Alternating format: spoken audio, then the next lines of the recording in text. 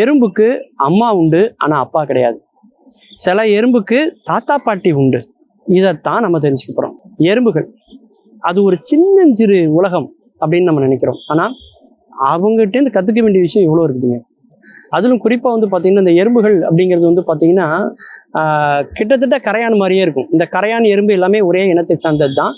அதே மாதிரி இந்த தேனீக்களும் பார்த்திங்கன்னா கிட்டத்தட்ட மூணுமே ஒரே வகையறையில் தான் இருக்கும். பார்த்திங்கன்னா இந்த கரையான் வந்து பார்த்திங்கனாக்க கரையான் எறும்பு அப்படிம்பாங்க நம்ம ஊரில். அந்த கரையான் வந்து பார்த்திங்கன்னா ராணி கரையான்னு ஒன்று இருக்கும், அதே மாதிரி வேலைக்கார கரையான்னு ஒன்று இருக்கும், அதுக்கப்புறம் வந்து ஆண் கரையான் அப்படின்னு ஒன்று இருக்கும். இந்த 3 இனத்துலையுமே இதே மாதிரியான பிரிவுகள் தான் இருக்கும். இதில் என்ன விஷயம் அப்படின்னு பார்த்தீங்கன்னா, இந்த ராணி இது இருக்கு இல்லையா, அது பார்த்தீங்கன்னா அளவில் பெருசாக இருக்கும். இந்த கரையானில் கரையான் புத்து கொஞ்சம் கொஞ்சமாக வளர்ந்து ஒரு நிலைமை அடையிறது நீங்கள் பார்த்துருப்பீங்க. அதன் பிறகு திடீர்னு ஈசல் மாதிரி அது பறந்து போகும். பறக்கிறது எது அப்படின்னா, அது வந்து கரையான் தான் பறந்து போகுது.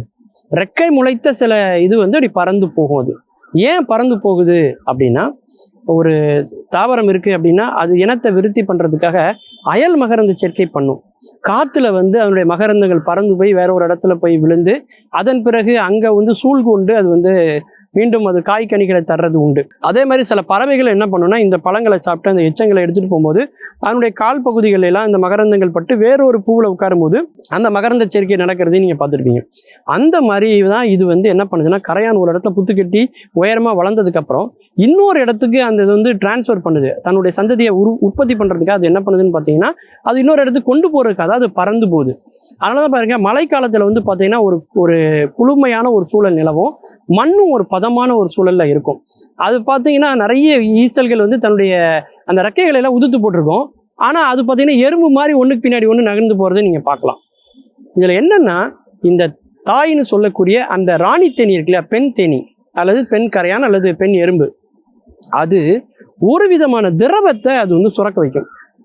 அந்த திரவத்தினால அந்த புத்தில் இருக்கக்கூடிய மற்ற பெண் எறும்புகள் இருக்கு இல்லையா, கரையான் தேனி இருக்கு இல்லையா, அது வந்து முட்டையிடாமல் அது வந்து பாதுகாத்து கொண்டே இருக்கும் அந்த கெமிக்கல். அப்படி அது ரொம்ப தூரமாக ரொம்ப அதனுடைய எல்லையிலேருந்து ரொம்ப எல்லையில் தாண்டி தூரத்தில் இருக்கக்கூடிய சில பெண் கரையான்கள் வந்து பார்த்தீங்கன்னாக்கா இந்த கெமிக்கலுடைய வீரியம் அந்த அளவுக்கு இருக்காது. அதனால் அது வந்து முட்டையிடும். அப்படி அந்த முட்டையிலேருந்து வரக்கூடியது வந்து பார்த்தீங்கன்னாக்கா ஒரு ஆணாகத்தான் இருக்கும். எப்படி நம்ம மனித இனத்தில் வந்து XY குரோமோசோம் XX குரோமோசோம் நம்ம சொல்கிறோம் இல்லையா, ஒருத்தருக்கு ஆண் குழந்தை பிறக்கிறது பெண் குழந்தை பிறக்கிறது பெண்கள் கையில் இல்லை, ஆண்கள் கையில் தான் இருக்குது.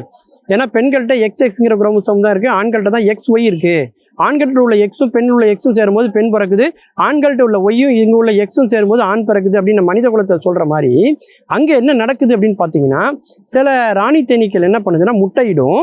அப்படி முட்டையிட்ட உடனே என்ன பண்ணுனாக்கா, அந்த ஆண் தேனி இருக்கு இல்லையா, அந்த ஆண் எறும்பு வந்து அதோடு சேர்ந்து அந்த முட்டையை வந்து என்ன செய்யும்னாக்கா ஆணாக உற்பத்தி செய்யும்.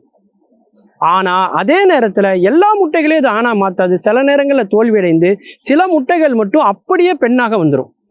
அதாவது பெண் எறும்புகளுக்கு வந்து பார்த்தீங்கன்னாக்கா, அதாவது ஆணும் இருக்கும் பெண்ணும் இருக்கும். ஆனால் ஆண் எறும்புகளுக்கு தாய் மட்டும்தான் இருப்பாங்க. அப்படி பார்க்கும் பொழுது அந்த ஆண் எறும்புக்கு வந்து தந்தை இல்லாமலேயே ஒரு தாயே வந்து என்ன செய்யுதுனாக்கா இனத்தை உற்பத்தி செய்கிறது அப்படிங்கிறது அதில் உள்ள சூட்சமம். அப்படி உருவாக்கி அந்த தலைமுறை நீங்கள் வந்து பார்த்தீங்கன்னா ஒரு பெண் எறும்பு இருக்கும், அது ஆணோட சேர்ந்து ஒரு சந்ததியை உருவாக்குதுன்னு வச்சுக்கோங்களேன். அந்த தலைமுறையில் ஆண் பெண் ரெண்டினுடைய குரோமோசோமும் அதில் இருக்கும்.